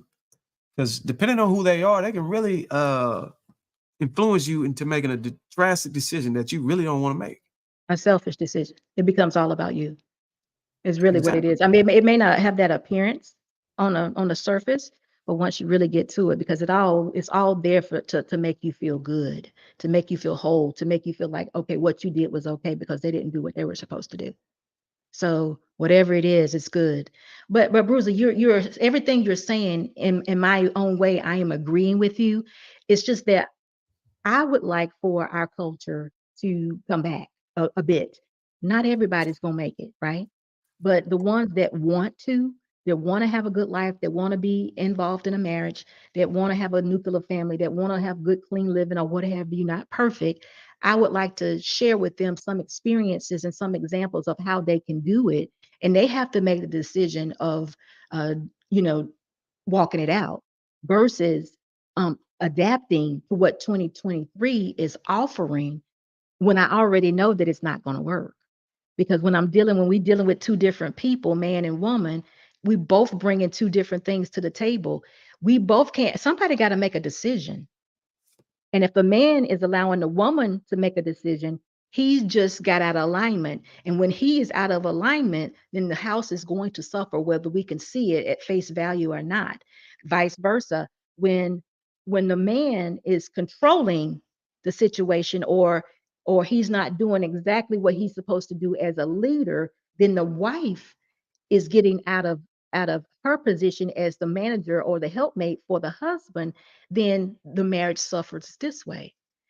We have to be in somewhat of alignment in order for it to work. You can always tell, and it always, I hate to say it, but it always kind of comes down to the kids. The kids kind of, they're the ones that kind of suffer. It comes out in them, regardless, The believe it or most not, vulnerable. because Yep. yeah, even you might not even see how it's playing on them, but it comes out through them. They start acting out, and you be like, "Wow, I didn't even know I did that." Or they might start doing something different, or you know may start identifying with something that they shouldn't identify with, because now they're around people in school that they're identifying with this. Oh, seems really cool, because those roles that we're supposed to be in the nuclear family are not being defined. Now some people say, well, what do we need roles for? Now when they say that, I can look at their situation and say, this is why. Because it doesn't Exactly. it doesn't look right to me. But, I get what everybody is saying, and I get others' reality, but I gotta create my own reality. I gotta believe what works for me, because I have the results that it works. Now, Exactly. what am I saying? I'm not saying my life is perfect. I'm not saying that me and Mr. Boss have all the answers for everything. We do not in any way. But I am satisfied, and I feel like I am a better person being in this marriage and being with my husband than I would be as a single woman out there trying to keep up with the liberation of the whatever being equal with some man, which I never wanted to be in my life. And that's similar to what I do. I try to, I say, "Hey, look, you want to know how I did it?"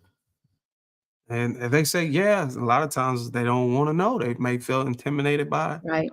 my approach, and it made me feel like they could do the same things I did, or deliver, what I had to offer my wife. So a lot of times they don't really want to entertain that conversation. But if I really would be happy if most men would be like, "Yo, Bruiser, how did you get it to work? How did your marriage work? What is the recipe that you use?" And then that's when I would go into detail about, how I made sure I became a man first that was able to take care and make sacrifices, take care of a household. I had the ability, I had the capability of being a father. You know, uh, I had discipline enough to not go out here and be a womanizer, be promiscuous, whatever you want to call it. I knew how to behave. You know what I'm saying? I worked on things in ways to where if I want to do something, if I wanted to make a decision, I always focus on is this. I looked at reversibility. If I make this decision Mhm. that's so drastic, Mhm. can the outcome be reversed before I even make a decision? Because there's decisions I've made that once I made them, there's no turning back. So if you think like that, your decision making would be more in a positive light than a negative if you think about the outcome first. So I always Absolutely. try to reverse engineer where I wanted to go to in life, reverse engineer the relationship I wanted to have. What type of man do I need to be to this woman? And I made it clear that I use this woman. Can't I can't use woman no more. Statistics today are you can try to go by them, but you're gonna find yourself single for a while. You have to go woman by woman. You have to look at a woman. You have to curate your approach to dating to the person that's in front of you. If you don't do that and you put all this stuff, you load all these things on this person's shoulder, they had nothing to do with all of the experiences you had or whatever ideas or thoughts about a woman. You gotta focus on this woman. What is she like? Not what do women like? What does this woman right here? What is Tiffany like? Right. What does Tiffany expect out of me? Do I align with that? Am I willing to make adjustments to align? Does those things make sense?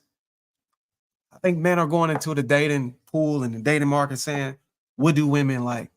Instead of just focusing on this beautiful person right here and learning her, sitting there having a conversation with her and figuring it out. But no, we want to say, oh, black women this, black women that.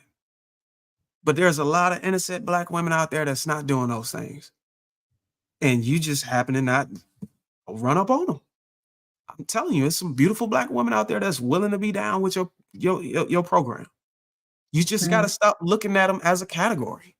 You have to look at a black woman as this black woman. Say her name. You know what I'm saying? Say her name and talk to her. Don't say black women. Don't say black women are doing this. Black women are out of order. We got to stop that. We got to Right. look at a woman individually and grade her and evaluate it on her merits alone, individually. And we should, and it's only fair that she do that to you. Mm-hmm. And that's how you get there. You know what I'm saying?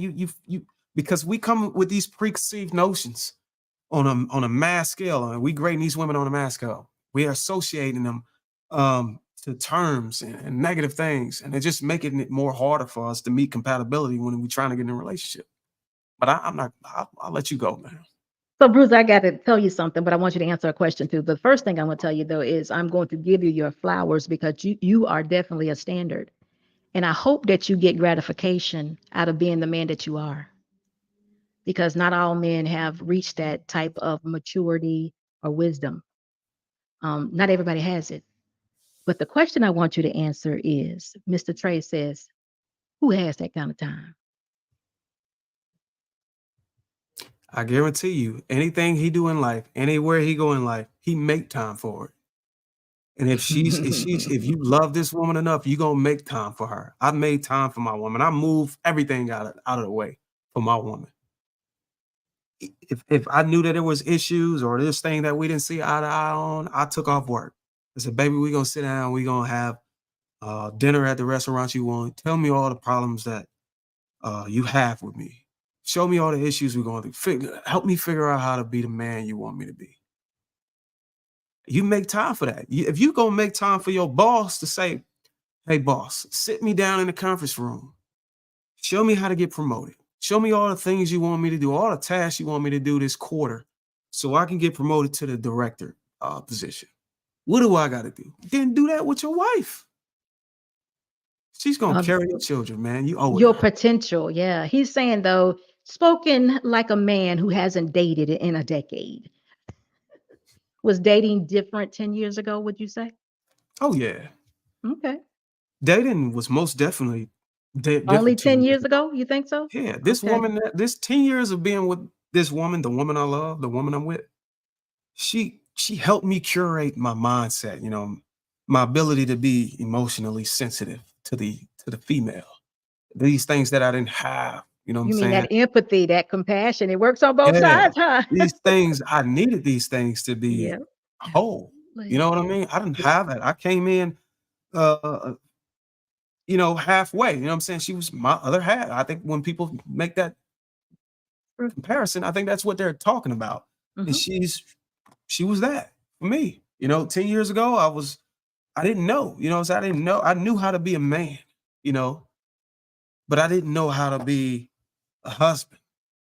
You get what I'm saying? I didn't know how to be a husband. She showed me how to be a husband. You know what I'm saying? And I showed her how to be a wife. You know what I'm saying? I showed her how to be a wife for me. She Your showed me wife. how to be a husband for her. Absolutely. You get what I'm saying? It's a layer deep. It's almost like you're a YouTuber and you're trying to find your niche and you got to keep going layers deep.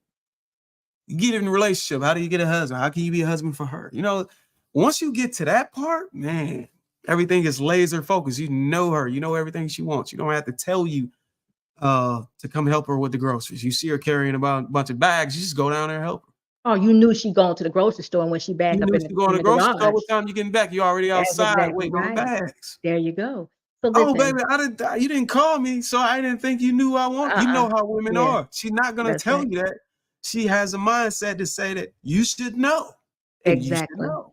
You should And know. those are the things that when men surround themselves with other men, we communicate that stuff. Yeah. Women don't do that. So you have to really change your mindset to really like, okay, this is a woman. She's more delicate. You have to be a little bit more emotionally sensitive to her feelings. And you have to know that a lot of stuff she's not gonna want to tell you. You're supposed to pick up these things. You know what I'm Absolutely. saying? She might tell you 1 or 2 times, but after that, she's gonna expect you to know what type of flowers she wants. You know, she gonna expect these things, and it actually makes her feel good and make the relationship more stronger when you're able to know, you know, what rate her heart is beating at. just Right. whenever you ever to know these things, it's actually fun. It's interesting. Like, damn, actually feel good knowing that I got it right. Oh man, I got it Absolutely. right. And And it just you get rewarded for getting it right. What you're saying though is we just be, we're co- we are becoming one. We are on one accord. Now she's finishing my sentences, or I'm finishing her sentences, or how about this? We're in the same room and we can look up at each other and we know we thought the same thing and nobody opened their mouth. yeah. That's a real thing. Now, I've said this a whole lot. And I really think people think I'm crazy, but that is a real thing. Me and Mr. Boss could be in the room. And I look up and we are thinking the same exact Yeah. thing. And I'm sure it's because we've been around each other for so very long, but it happens just like that. And when that happens, it makes life so much easier because you now realize that, oh, you know what? I'm in the right place. I'm doing the right thing. This is me, this is me. Even though it's her, this is me. You see it for what it is supposed to be. Oh, So that is a So good you thing. get to the point in life where, you know what? I want to get a reaction out of my wife. I'm gonna do something, and I already know how she's gonna react. I just want her to be in that feeling because I know what it leads to. You know what I'm saying? So it's like you can kind of pre-plan those intimate moments by doing certain gestures or saying certain things that's going to really get her juices flowing. I mean, I didn't mean to be like No, that, I understand. but Things really get her it going happens. We're so it older, can but happen it the way you ain't it want to ain't happen. over. We're old. Yeah. We older, but it ain't over. Gotcha. So yeah, man, So it's a beautiful thing once you able to have that chemistry. yeah. So listen, it's gonna keep that if you can because I think me and Mr. Boss been well, I can't keep okay. We have been together so long, it had gotten to the point that he could not surprise me. He couldn't. But he was always working at it. And I must say, he surprised me on my birthday. No, it wasn't my birthday. It was the 4th of July, the Thursday after the 4th of July. It was a car that I wanted, but he had bought me another car on my birthday that October prior. So so I just discounted. I just said, you know what, I like it, but I like the car you bought me. This is cool. So on the 4th of July weekend, the weekend before the 4th of July, we went and we saw the car that I actually wanted because they actually had them in the showroom. Because since it was COVID, they were not making these cars to put out to sell or whatever, I guess. So anyway, we actually saw the car and I was like, oh my God, that's the car. So we pulled in and we saw the car. My husband's like, I like that car a lot. I was like, I know, babe, but I got the one. You got me this one right here for my birthday last the October before. So I'm good. We're good. It's good. And so I said, okay. He went and bought that car, and I didn't know anything about it. And you know how he had to jump through some serious hoops. He went and created email addresses and did all this stuff to buy this car so I wouldn't know Mm, because we care so much. There's no way that he could have like gotten the insurance information and have it without me being like, well, hey, what are y'all doing? Adding this to my what's going on? I'd have been questioning because I was seeing. So he went and created the email. He came back and thought of this story. Like, yeah, babe, um, I was gonna, get that car, but I told him we'll just wait. I said, okay, that's fine. I'm good. It's good. And he was like, okay. So he came driving it home that Thursday after the 4th of July. Came driving it home, and I said, did you test drive this car? He was like, no, I bought it. It's yours. And I was like, I can't believe it. He surprised me. He surprised me. He surprised. That has been, I mean, I can almost say that has been the only time he's actually surprised me, probably in the last, surprise, probably in the last 10 to 15 years. mm. Because we are so tight. I see everything. But that one right there, I didn't see that one. He was like, he was walking on eggshells, like, don't you this number, don't you do this, don't you do that. And he pulled that one off. I mean, he really did. He planned the whole thing out.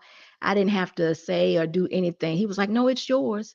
You go ahead. And I was like, are you serious? He was like, yeah. So keep that up. If you can continue to surprise her, that's an outstanding thing.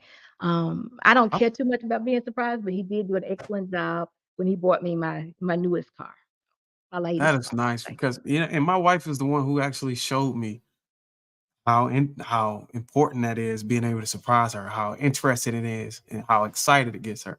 Before I met her, I didn't know that those things, surprises, when we actually put the thought into it and work Yes. hard to impress you, Uh-huh. that you would react in such a way.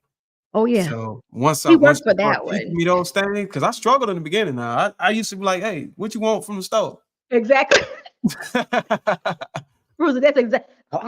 That's the perfume you want. I got you, babe. I'm telling you, it would be just like that. And then over the years, it would be like, come on, babe, let's go to the mall. It's your birthday. And see, even now, I can't surprise him. I just can't. He's like in everything. He was like, just the other day, I was trying to do something nice, and he was like, "Babe, you always buy me perfume. This is so nice." I cannot surprise him at all. I don't even know how. I Y'all don't done even know ran how to out of do it. surprises, man. No, he just buys. He's the spender. He's the Oh, spender. So he is the spender. So he's always, if he say, you know what, I like something. The next thing I see, it's in an Amazon box or some box at the front door. So it's like, yeah. okay, I He done didn't get beat you that to one. it. Yeah. So it's like, okay, so maybe the next time he'll say, I like something else. Next thing I see, okay, there it is. And then electronics is his thing. So I can't win with that. So I guess he's good. He was like, you don't have to surprise me, but he got me though. And then guess what? That one big surprise that he just got me, it's gonna last for another 5 years though. I So know fine. that's right, So man. I'm good. So, but that is so good to hear. But again, I definitely want to let you know that you are a standard, and not every man is going to want to be like you or think that he can even have the ability to be like you. But what I do see is that I had a show called A Standard, and it was four individuals on the show. It was two young ladies and two young men. Out of those four, three of those people have gotten married within the last year. Awesome. Yes, it is. Only one is one lone ranger out there. And those young people, I was like, wow, this is good. This lets me know that marriage is still an option, even though there are fears, even though they're here on these platforms, they still want that type of companionship and they're willing to do the work. And I hope that they always know that I'm here for them. Those and any young person that wants to do this type thing, I'm there for you. So I want you not to, and I'm saying this for myself too, because there's so many times I do want to, I'm not gonna say give up, but I do throw my hands up sometimes because it's like, okay, you don't want this. You just you just playing around. I don't even know what you're doing. But you know what I'm saying? You get kind of exhausted in your well-doing. And I hope you don't do that. I hope you keep going and continue to be that example. But if nothing else, for your own good life and your own good living and satisfaction for yourself, just continue to do, and your wife, of course, your family, continue to do it. Um, don't get weary in it because it's just so easy to be regular. Trust me, I'm not gonna get weird with it. And I think that's the reason why God blessed me with two sons, because now I can teach them, I can reinvent it and re-perfect it and re-optimize it and teach them how I did. Right, And I'll right, be able right. to relive those scenarios and that excitement through them. So Very good, very good. Well, listen, okay, listen. This is a time we have had an excellent conversation. I appreciate you so much for being here. I yeah, don't stay on YouTube all night. me I neither. do what I gotta do, get in and get out. Hmm. So again, I appreciate you for being here. Um, and again, we have to do this again. I appreciate your conversation so much. But go ahead and again shout out your channel and where they can find you. And we're gonna say good night. All right. So y'all, I'm glad y'all stayed with me. I hope y'all liked the conversation. Appreciate having me on. Security Boss said it. I'll be back. So y'all make sure y'all come and tell all your friends. All I'm right. at the Love Calls I can't podcast. sit I'm still for a minute. currently I'm trying to figure my way out with that content, but Charlie, it's coming. down with them. Let's get around. All right. So Round listen, guys, it has been a terrific night.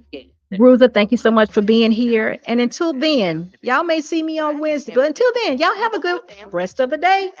I'll be back soon. Thank you. Bye bye. Take up all of the floor. I'm fine with standing at the edge of the door. You be the life of the party. You drink it all the Bacardi.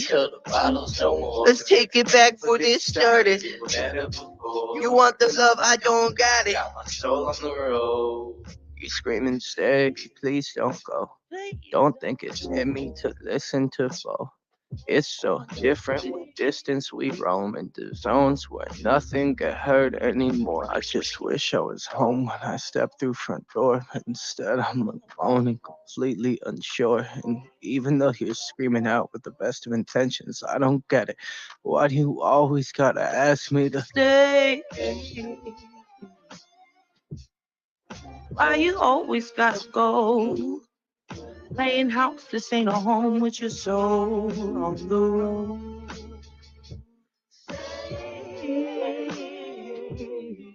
Why you always gotta go? Playing house, this ain't a home with your soul on the road. See, I've been lost in my thoughts, and my thoughts they too scared to usher off. Sorry, Mom, I just thought you were my world. Now you're not. And I'm just sitting, smoking, sloping in a daze, cause my days ain't been the same since I drove here. I remember the way you wrote letters in blue ink. You and me was in love. What your crew think? I know your moms probably think I'm a bastard. Your pops probably want to beat my death and take a in my casket, but I got sick of fighting, bickering, fussing over nothing, cussing, instead of watching the death of discussions that we once had, days that we once spent in the backseat of our cars reading poets at sunset. It's funny how love can fall out the foreground, get pushed into the back of your mind. We used to twist a spliff and laugh and relax. Are you crying? And I'm trying to find the reasons, so I ask, does forever ever happen, or is it always fade to black? I can't stay. Oh, I always gotta go. Playing house to stay home with my soul on the road. I can't stay. No, I always gotta go. Playing house to stay home with my soul on the road.